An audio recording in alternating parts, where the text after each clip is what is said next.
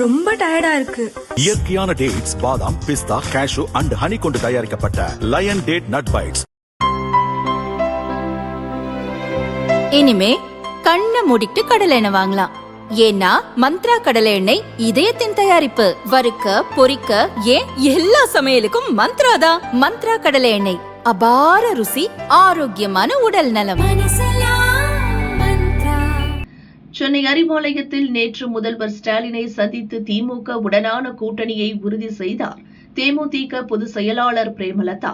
தேமுதிக வரவை எதிர்பார்த்து காத்திருந்த பாஜக, அதிமுக தலைவர்களுக்கு பிரேமலதா முடிவு கடும் அதிர்ச்சியை ஏற்படுத்தியுள்ளது. காரணம், திமுகவை முந்திக் கொண்டு அதிமுக தான் தேமுதிகவுடன் தீவிரமாக பேச்சுவார்த்தை நடத்தி வந்தது. சில நாட்களுக்கு முன்பு கூட கோவை ஈஷா மையத்தில் நடந்த மகா சிவராத்திரி விழாவில் மத்திய அமைச்சர் எல் முருகன், அதிமுக முன்னாள் அமைச்சர் வேலுமணி, தேமுதிக பொதுச் செயலாளர் பிரேமலதா பங்கேற்றனர்.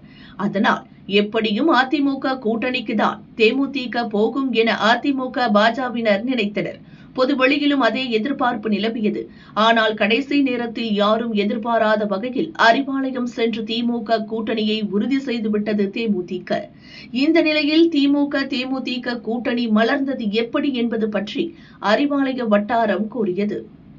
முதல் முறையாக 2006 சட்டசபை தேர்தலை தேமுதிக சந்தித்தது.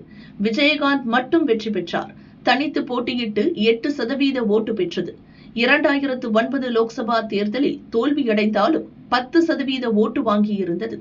பின்னர் 2011 சட்டசபை தேர்தலில் அதிமுக கூட்டணியில் 41 தொகுதிகளில் போட்டியிட்டு 29 எம்எல்ஏக்களுடன் சட்டசபையில் எதிர்க்கட்சி அந்தஸ்தை பெற்றது. 2014 லோக்சபா தேர்தல், 2019 லோக்சபா தேர்தல், 2024 லோக்சபா தேர்தலில் தொடர்ந்து தோல்வியை சந்தித்தது.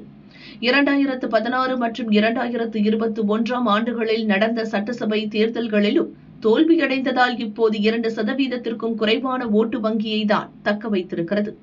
எனவே வரும் சட்டசபை தேர்தலில் கட்சிக்கு அங்கீகாரம் பெற்றாக வேண்டும், முரசு சின்னத்தை காப்பாற்றியாக வேண்டும் என்பதால் கூட்டணி பேச்சில் அவசரம் காட்டாமல் இருந்து வந்தார் பிரேமலதா. பழனிசாமி தலைமையிலான அதிமுகவும் தொடர்ந்து தோல்வியை சந்தித்து வருவதால் அதன் தலைமையிலான கூட்டணியில் இணைய அவர் விரும்பவில்லை. தேமுதிகவில் 50க்கும் மேற்பட்ட மாவட்ட செயலாளர்கள் திமுக கூட்டணியில் சேர விருப்பம் தெரிவித்திருந்தனர்.